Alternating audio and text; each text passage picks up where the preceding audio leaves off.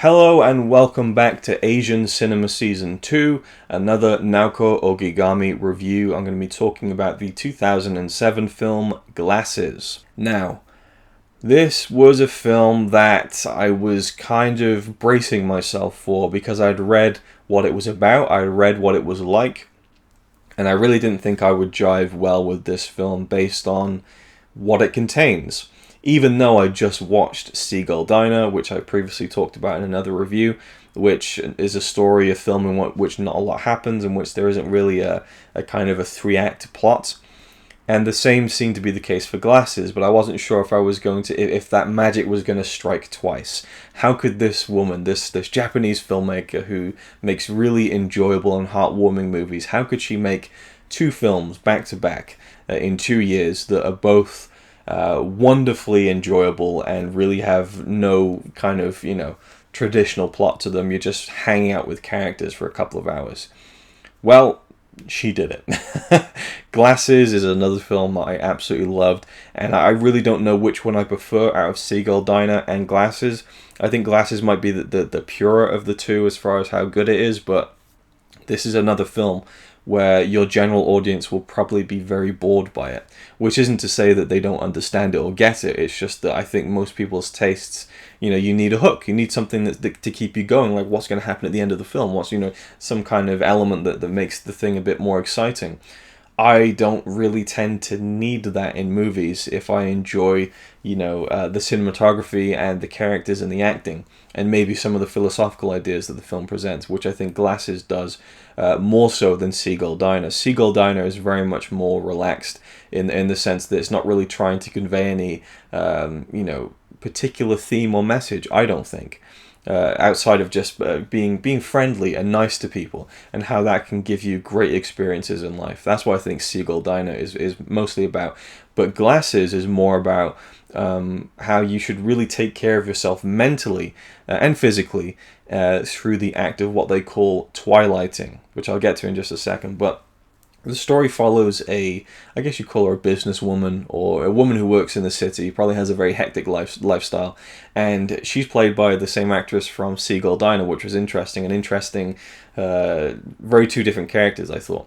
And I believe that the character's name was Taeko, and she comes to this retreat, this small island in Japan. Looks like a kind of a tropical paradise almost. There's a very nice beach, very nice idyllic kind of beach side area. And she finds her way to this very small resort, and there's a guy there who runs the place, and there's not really many people there, if any, actually. And she gets there and she wants to relax and maybe read a book, just kind of get away from the hustle and bustle of her day-to-day stressful life and her job. And she finds herself increasingly distracted and annoyed, I think, by the friendliness of the guy who runs the place, and also this woman who runs this little kind of hut on the beach, and she kind of makes this shaved ice. And they want her to kind of eat dinner with them and have lunch with them in the morning, things like that. And Taiko's just like, just leave me alone. I just want to do my own thing. She'll wake up in the morning, and the woman who kind of lives there is just sat there looking at her. She's like, "Good morning. It's a very beautiful day." And she's like, "Why are you sat there? Just leave me alone. Just don't wake me up like this." They're trying to be nice and accommodating, but it just kind of has the adverse effect on Taiko, where she just is more repelled by them. There's even a part of the film where she decides to leave, and she's just going away, but she finds that the nearest hotel is just, completely not what she wants at all. She gets to this new hotel, I'll just talk about it, and the person who runs it is like, "Great, well, just come on down here and get to work." And she's like, "What are you talking about?" "Well, we kind of work the fields, and then we'll," and she's just like, "Okay, I'm out of here. I'm not signing up to do more work." So she goes back to the resort. And there's also a younger woman, a local teacher, who kind of is always hanging out there. So you have this very, very small group of characters, and they talk about twilighting on the island. And the whole film is about this main character, Taiko. She's trying to figure out, what is twilighting? What are you talking about? And what I get from that is just reflecting on yourself and just allowing yourself to just breathe and sit and not worry not stress, to relax. You know, it's a relaxation. It's not meditation, but it's this sense of relaxation. And they'll just sit on the beach. And this film is full of little scenes where the characters are just sitting on the beach, just looking out at the sea. Just, you know, just relaxing. And there's really something to be said for that. I mean, it seems like an obvious thing to say, you know, you need to kind of take a break, you need to relax a little, you know, you need to not stress out so much about work and take a few days off and kind of just put your feet up. But I think we're all so inept when it comes to, most of us, I think, are so inept when it comes to actually truly relaxing, actually truly disconnecting from the stresses of the modern world, which I think is something that isn't healthy long term. Maybe not even at all, really, but it's kind of what we're lumped in now. This is kind of the way the system of the world is working. We have to kind of be a cog in that system, otherwise we'll get cast aside. That's the way it works, unfortunately. But this idea of just kind of removing yourself from that and just kind of just breathing, you know, I mean, we breathe every day, we breathe every few seconds, but to actually breathe. That's what this film was about to me. And when this film was being shown at, I guess, film festivals and screenings, Naoko Ogigami, she issued sleep warnings to the people in the cinema, saying that you might fall asleep while watching this film, but that is in the true spirit of the movie. And it is just such a relaxing, comforting film to watch. And I've had a real rough few months at the time of recording this video. Perhaps one of the worst periods of my life, to be truly honest. And this film, it didn't help me, but it helped, you know. It really was a great comfort blanket when I really needed it, and it was just something to really think about. And I really like the actors in the film. You know, again, there's no grand kind of conflict or overarching kind of plot. It's just about this woman who learns to kind of find a joy and solace in doing nothing. And I think there's just something to be really said about that. Obviously, it's not something you'd want to do all the time. I think we should always be productive and creative as well. And there is kind of room there for creativity on the island. They play mandolin every now and again and stuff. But again, it's more about just taking that time out for yourself, I think. And the film is called Glasses because all the lead characters wear glasses, and that's really all there is to it. There's nothing else, you know. So it's just, I think it's just a wonderful, one-of-a-kind film, even though it's quite similar to Seagull Diner in that it's more about the characters than this plot or any kind of dramatic hook. But I do feel like both of the films, actually, Seagull Diner and Glasses, they're one-of-a-kind films where not a lot of people are making those kinds of movies. And I guess there probably are. I mean, I've seen thousands of movies at this point. I know that for a fact. But there are hundreds of thousands more that I'll never be able to see. So I'm sure there are many films out there like this. But to me, it just connected. It was something different that I'd never really seen before. And I, again, really enjoyed the performances of all the actors. And it was nice, as always, to see the actress Masako Motai, who had been in Yoshino's Barbershop and Seagull Diner. She plays the woman who runs the shaved ice kind of stall on the beachfront. But, you know, the way this is shot as well is just quietly beautiful, if that can even be applied as a term to cinematography. But there's just this real sense of framing something well, composing a nice image, and just letting it sit there. You know, Ogigami isn't trying to kind of distract you with great visuals. She's just making sure the film looks great, and frames the characters amidst this kind of very idyllic island landscape in interesting ways. Just simple shots of them sitting, watching the waves roll in on the beach, and the times of day that she shot those scenes where it looks really nice with the clouds or the sky or the sea, the sunlight. And yeah, and even like down to the food, which is something I should have talked about with Seagull Diner. There's lots of focus on the food as well, that they're preparing the fresh food and things like that. So if you like Japanese food, or if you like food in general, this film will probably make you very hungry.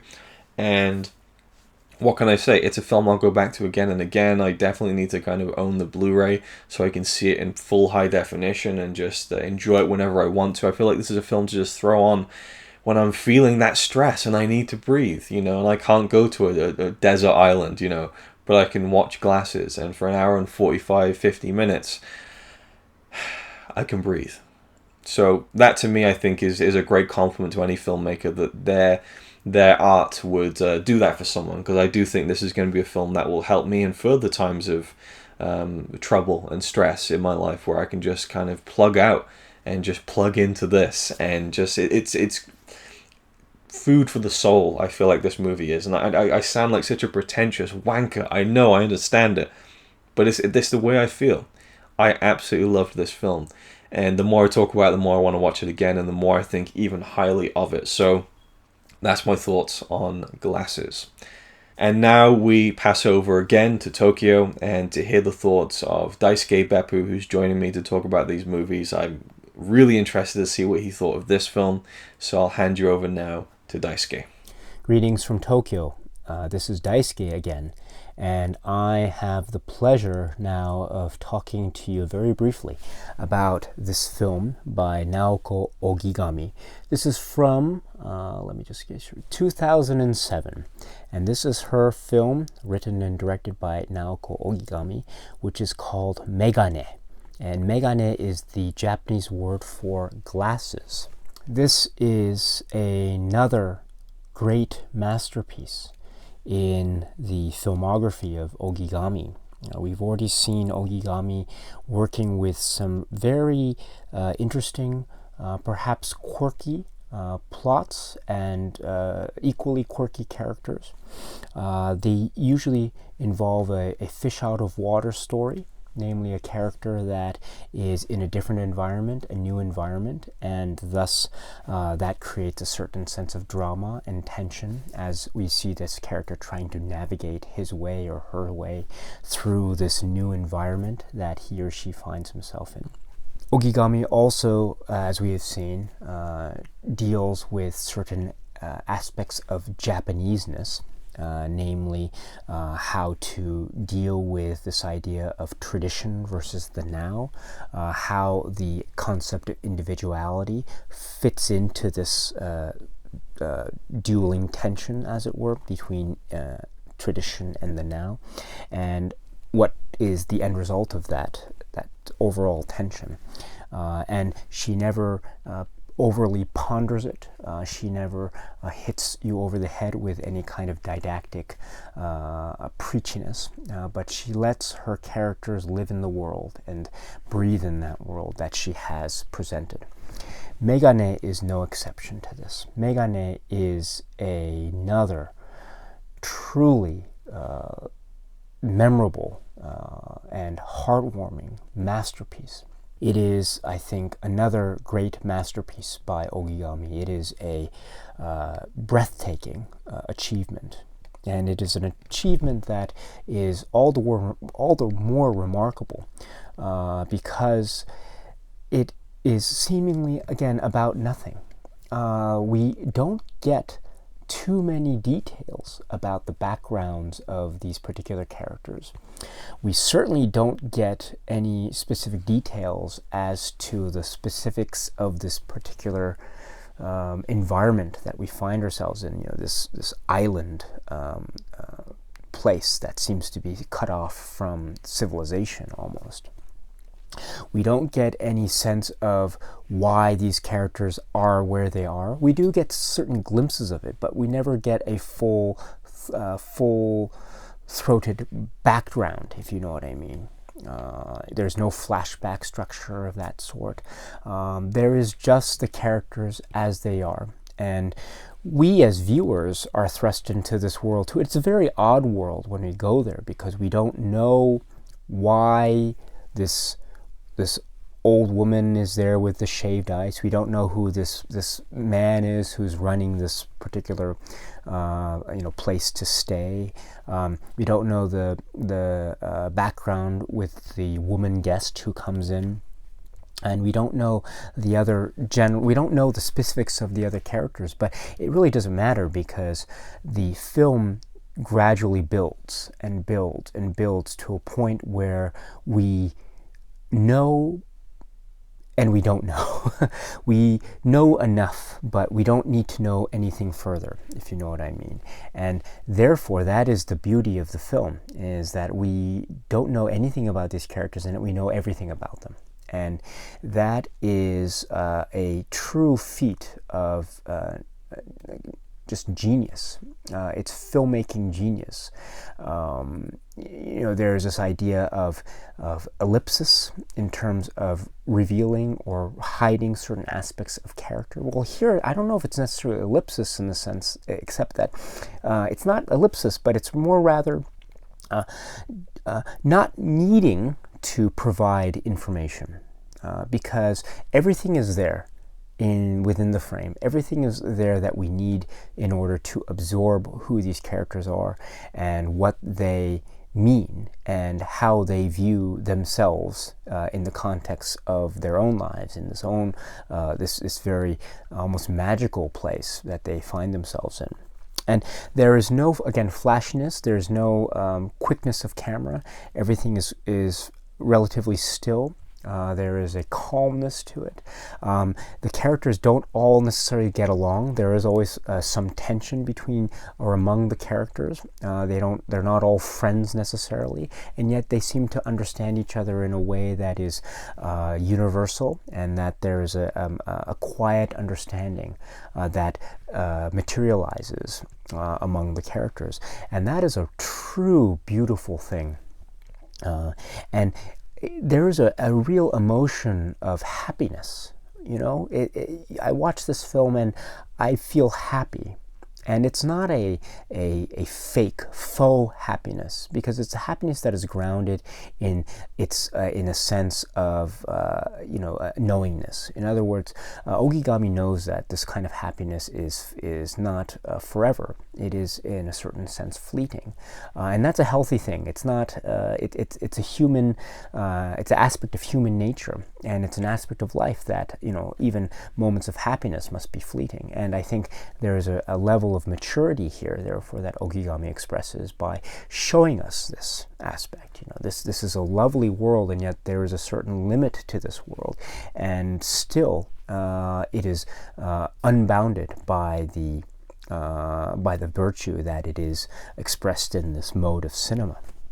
So this is the film Megane in a nutshell, because it is a film that encapsulates happiness in the truest sense of that word, in my opinion. And in that respect, the film is a genuine masterpiece. It is another example of Ogigami at her just at the height of her powers.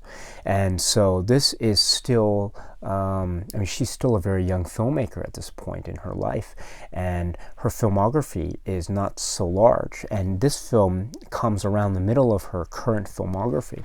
So it is very exciting to wonder where she will go next, because there is a great deal of maturity here.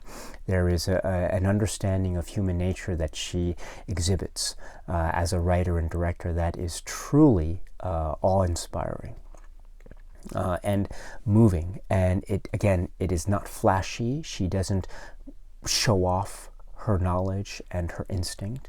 Everything is calm. Everything just is a bit taken at a distance in a way that respects both the viewers and also the characters. Megane is another great masterpiece from Naoko Ogigami. Okay, my friends, I hope that was interesting to you, and I look forward to talking to you again about the next Ogigami film. Take care. Bye. So there we go. That's another Naoko Ogigami film review in the can for this series, and I implore you to try and find these films, to check them out. She's a filmmaker I'd never heard of before, really. When I can't even remember how I discovered Close-Knit to begin with. It certainly wasn't, there's this great filmmaker who made this film called Close-Knit. I just saw that on Letterboxd somewhere, I think, and I thought that sounds interesting. So I implore you to check out her films. They might not be for you, and I don't think they're definitely not going to be for everyone, but there's something there that's special, and I think could help some people, just as an enjoyable film experience, but also as a calming, relaxing, and comforting one. So thank you for watching, and I'll see you in the next one. It's alright by me. Apart from the fact he throws cans and Carlin into a tree. Yeah, he's really cool. Yeah, he's really cool. But he's not quite as cool as you.